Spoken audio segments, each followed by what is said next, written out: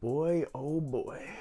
Welcome back, everybody, and welcome to the Halo 2, Halo Episode 2 review. Let's get into it.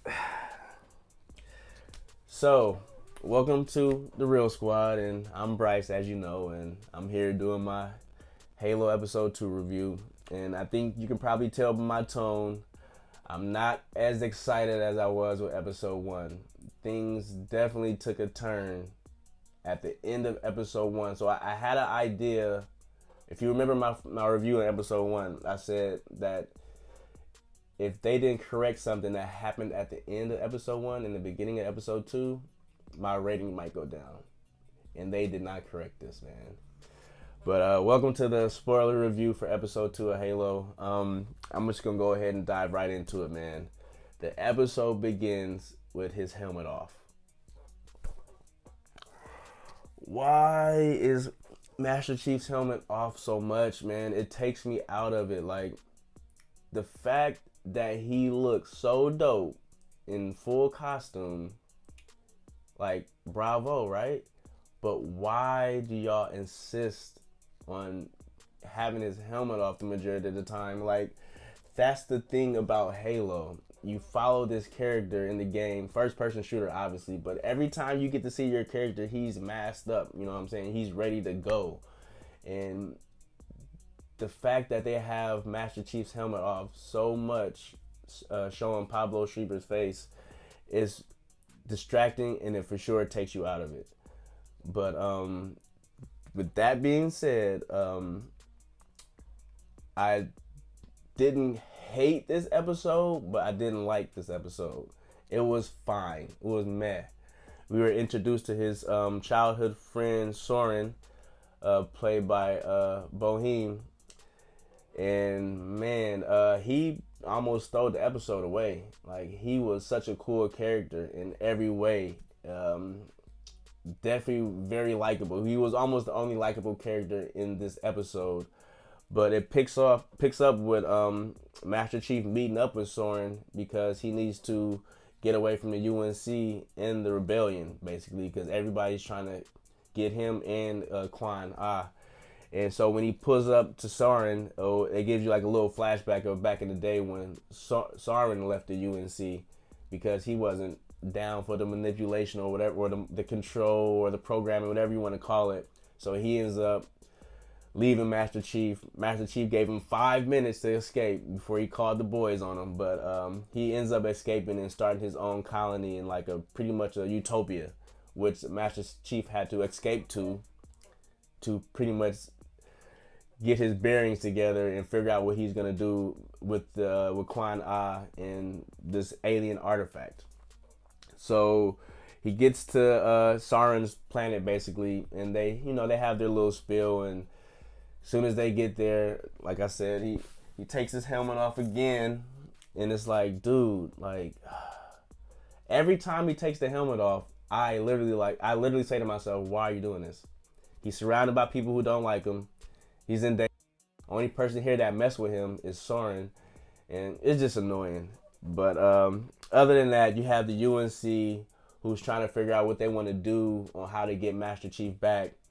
And the lady, I forget her name. That's how ridiculous this is. But the lady who is in control of the Spartan program suggests that they bring Cortana online, artificial intelligence, which will make the Spartans more controllable and upgradable, she said.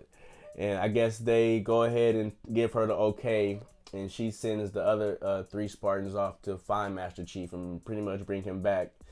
And then that time, Master Chief is trying to figure out what the alien artifact is and if Soren can help him. Soren says, I got somebody over here who has been captured by the Covenant before.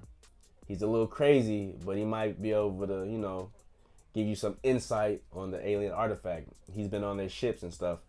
So Master Chief goes to see this guy, and this was like so awkward, especially for me. It's like this black, cracked out looking dude who's just all over the place. Is kind of like overacting and acting super ridiculously crazy, and it's just dumb. It was dumb.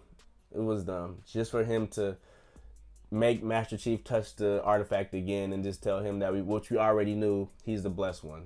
No new information came out other than the fact that maybe it's a weapon. And that's not even clarified by the inmate, not even inmate, by the guy he goes see. But like, I say inmate because he's locked in a cage, not because he's an inmate, but because he's crazy or something like that. He doesn't want to get captured by the aliens again. But that part was just weird. And I guess at that point, Master Chief, he thinks his only option is to go back and try to figure this out with the UNC. And so he turns his emergency beacon back on. He leaves Quan with Soren, which I appreciated. Like, thank you. Like, go handle business. It's time to go kick some butt with your Spartan boys.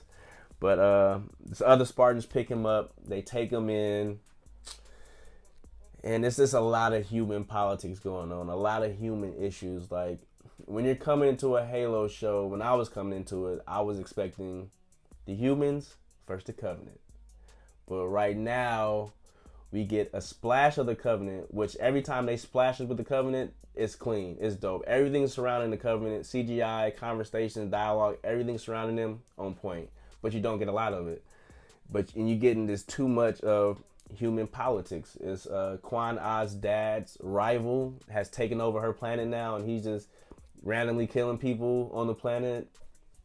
But I forgot the actor's name. I'll pull a picture up, but he's not intimidating. If you're going to do something like this, get an intimidating actor or somebody that's like more, dislikable or makes you want to like fight him or something like that. This guy just looks like a weenie that he's going to just be done as soon as our heroes see him, he'll be done. But yeah, man, I just don't want to see humans talking to other humans about politics in a Halo series. I'm hoping that this episode will be the only one like that now that Master Chief is on his own. And I know they're gonna wake up Cortana, who's like a human now, and I guess try to have her control the entire Spartans. My biggest hope is that all the Spartans link up with Cortana and just leave that planet and go fight the Covenant, go to the Halo. And that's another thing I want to mention. I don't know if this was in the series or the games, but they don't mention Halo. They keep calling it the Ring or the Rings.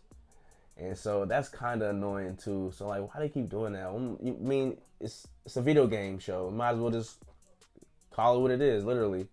And the alien that saw Master Chief touch the artifact and it glowed the first time, which I thought was the Arbiter, he might be the Arbiter. He was there explaining to the Covenant leaders, or I think his name is Mercy, yeah, this other demon human touched it and it turned on, just like when she touched it and turned on. Talking about the blessed one, the human chick that they have with them. And he seems conflicted, and the CGI on him looks even better. So I'm like, ooh, maybe that is the Arbiter. Maybe we will get a deeper story with the Covenant. So there is something there with Halo, but man, they are missing the mark right now with focusing all the stuff on the human side. Nobody is here to see humans. We're here to see Master Chief, alien guns, cloaking devices, sticky grenades, warhogs, you name it, man. We here to see that. Straight up battles. And what they did in the beginning of the episode 1 is kind of like the idea. More of that, please. But yeah, episode 2, Halo, I'll give it a 5.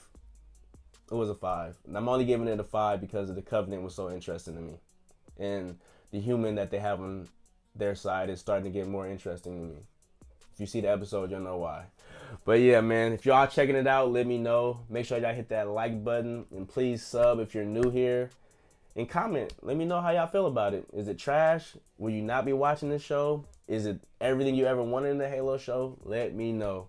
But I appreciate you guys for coming through. It's been Bryce, and it's been Real with the Real Squad.